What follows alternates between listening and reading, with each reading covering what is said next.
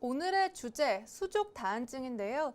정말 증상이 심하신 분들은 이 버스 손잡이 잡기도 어려울 정도라고 합니다. 이렇게 일상생활에 큰 불편함을 겪게 되는데요.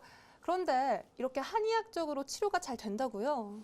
물론입니다. 수족 다한증을 한의학에서는 수술하지 않고 침 치료하거나 한약, 투약으로 치료를 하는데요.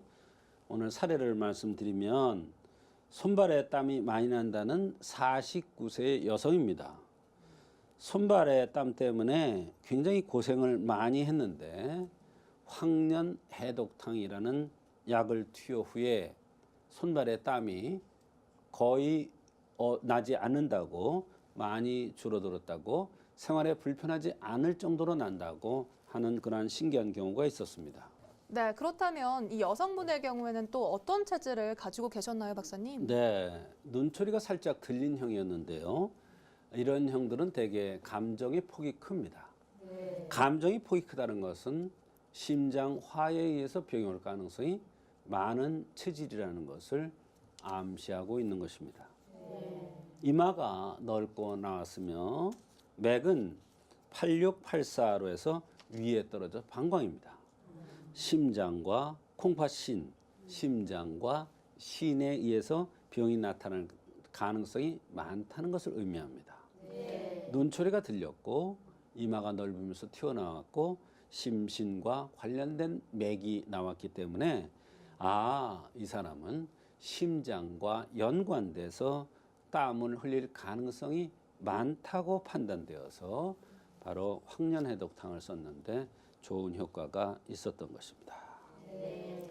네, 우선 맥으로 병의 원인들 좀 짚어주셨는데 그렇다면 이 환자가 불편해한 증상도 궁금하거든요. 네, 다양한 그 불편함을 호소했습니다.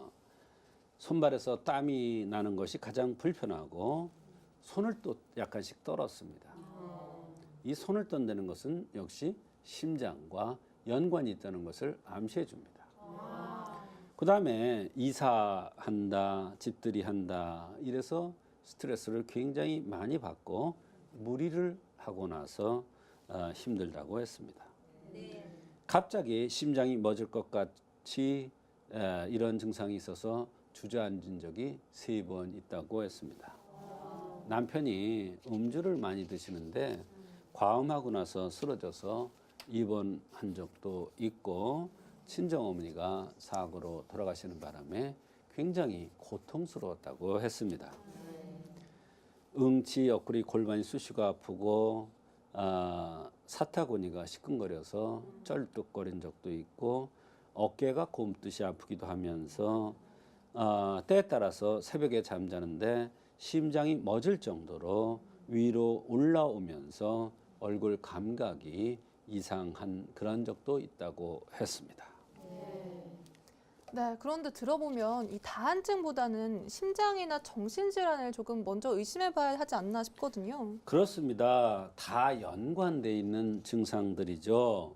생김새, 맥, 손발의 땀, 손떨림, 정신적 충격, 이런 모든 것들이 심장화를 동하게 할 수 있는 조건들이죠.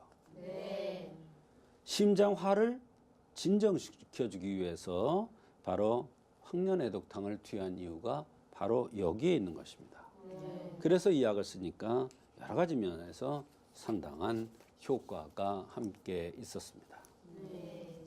네, 심장에 화를 내려서 이 손발에 땀이 줄어들었다니까 정말 신기한데 그 치료 원리도 좀 설명을 해주시죠. 네, 황년해독탕이라는 약을 쓰고 손발에 땀이 사라졌고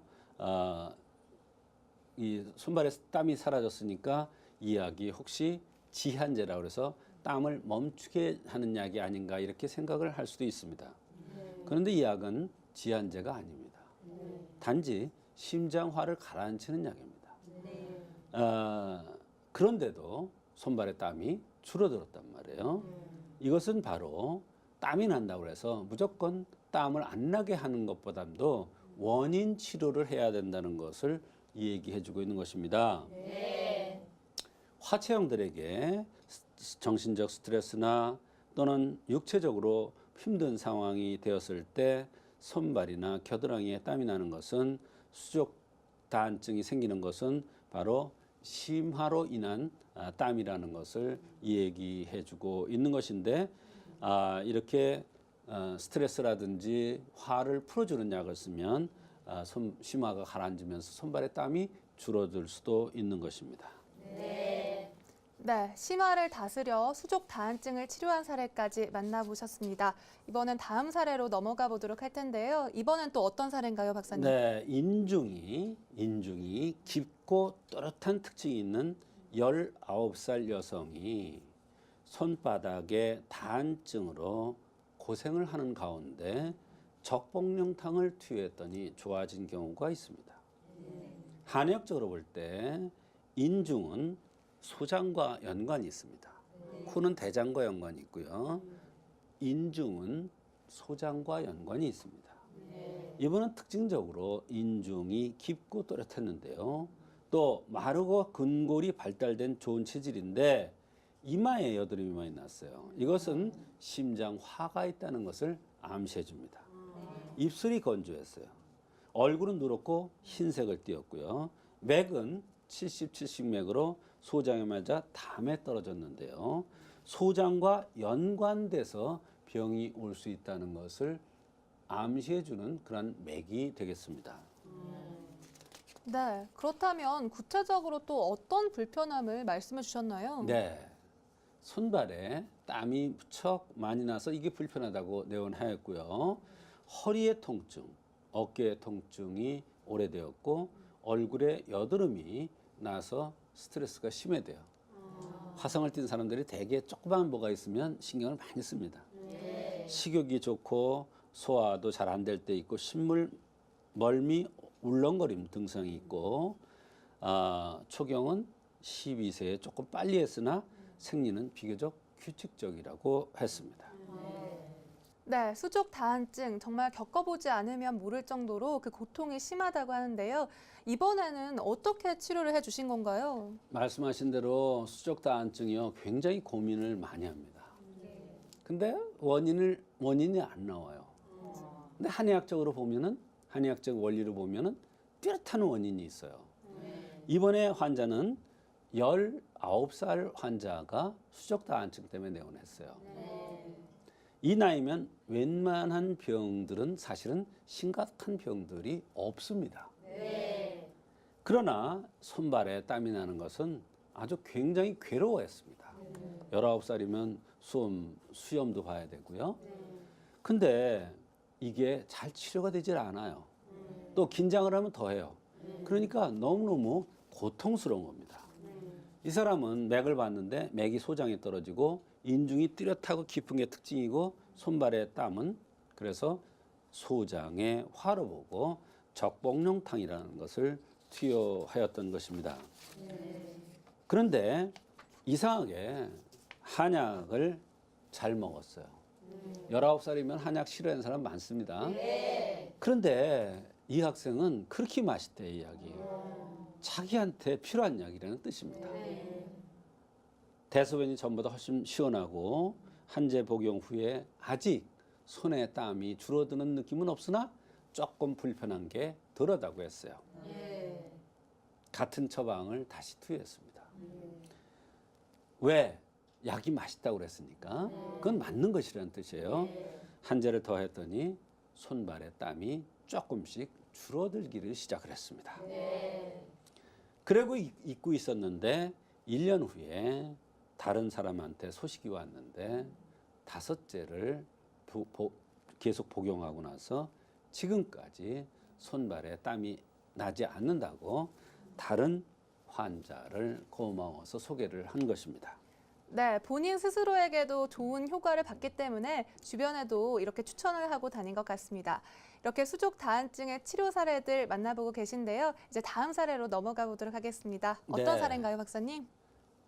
지금까지 이제 적복령탕이라는 것과 황련해독탕이라는, 말하자면 심장화를 꺼주는 황련해독탕의 사례, 그다음에 소장의 열을 꺼주는 적복령탕의 사례를 말씀드렸고, 이번에는 위장이 약해서 위장을 좋게 해주는 이귀승양탕이라는 약을 썼더니 좋아졌던 14살 여학생 이야기입니다. 이 학생은 손발에 땀이 많이 나서 시험지가 젖을 정도랍니다. 14살인데 고민을 굉장히 많이 하더라고요. 이분은 특징적으로 눈, 코가 들린 태양형입니다. 이렇게 눈, 코가 들린 태양이라는 것이 굉장히 병을 치료하는데 중요합니다. 또 입술이 붉었어요. 그러면서 얼굴 색도 붉은색이었습니다. 네, 박사님께서 이렇게 태양형이라고 하셨는데 구체적으로 또 어떤 특징을 가지고 있는지도 좀 자세히 설명을 해주시죠. 네, 태양형. 이렇게 눈꼬리가 내려먹고 코가 내려먹은 것을 태음형이라고 그러고 반대로 눈꼬리가 들리고 코가 들린 것을 태양형이라고 합니다. 이 태양형은 올라가는 기운이 많은 게 특징입니다. 기가 너무 올라가서 이런 형이 만들어졌다고 볼 수도 있습니다. 그러나 반대로 올라가지 않으니까 올려주세요 하고 눈, 코가 들릴 수도 있다고 해석을 할 수도 있는 것입니다. 또 태양형이라는 것은 속이 다혈함으로 소기에서 병이 오는데 그래서 그 치법은 보기시키고 승양하는 이귀승양탕을 투여했던 것입니다. 네, 그렇다면 맥이나 불편해하신 증상들도 좀 소개를 해주시죠. 네, 맥은 73으로 소장에 떨어져 담입니다. 이 담이라는 것은 바로 위장과 연관되는 뜻입니다. 맥이 만약에 방광에 떨어졌다면 비장과 연관됩니다. 그런데 이 사람은 소장에 떨어져 담이기 때문에 위와 연관됩니다. 말하자면 위와 연관돼서 손발에 땀이 나니까 위장 기능을 좋게 해주는 약을 쓰면 손발에 땀이 줄어들 수도 있다는 것을 암시하는 겁니다. 그러한 맥입니다.